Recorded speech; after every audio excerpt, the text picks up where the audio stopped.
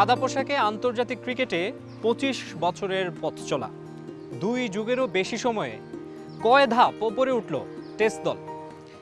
বেশ ধুমধাম করে রজত জয়ন্তী পালন হচ্ছে, যা প্রশংসনীয় উদ্যোগ। কিন্তু মূল যে বিষয়গুলো, অর্থাৎ পারফরমেন্সে উন্নতি কিংবা টেস্ট ক্রিকেট কাঠামোকে শক্তিশালী করা, এগুলো নিয়ে ভাবনা আসলে কতটুকু?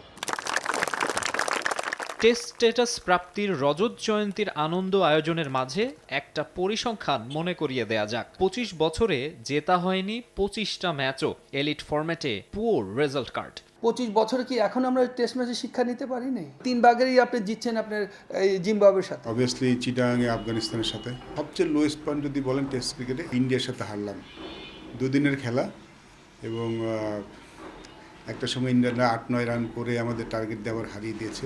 ওই টেস্ট ম্যাচটা আসলে আমি একদম ভুলে যেতে চাই। আমাদের কাছে এটা স্বপ্নের মতো ছিল প্রথম টেস্ট ম্যাচ। তখন এরকম টাকাও ছিল না, এখন টাকা অনেক, কিন্তু ক্রিকেটের মানটা অনেক নিচে নেমেছে। টেস্ট ক্রিকেটে আমরা আরও কনসিস্টেন্ট হওয়া উচিত ছিল, সেই হতাশাটা তো একটু আছি আমরা। কি করে ভবিষ্যৎ খেলোয়াড় বানাবো, কোনো জায়গায় লিগ হয় না, কোনো জায়গায় কোয়ালিফিকেশন, মানে সব ধরনের সব জায়গায় ফ্যাসিলিটিসগুলোর অভাব তৈরি করে রেখে দিয়েছি।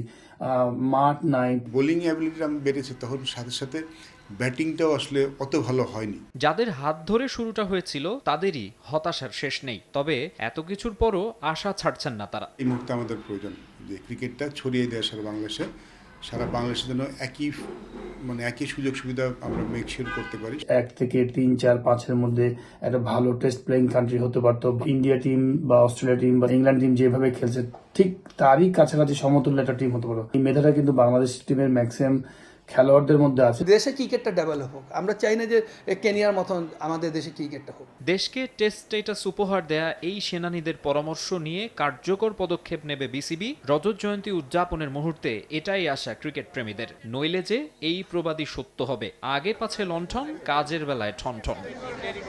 মাকসুম আলম খান, সময় সংবাদ, ঢাকা।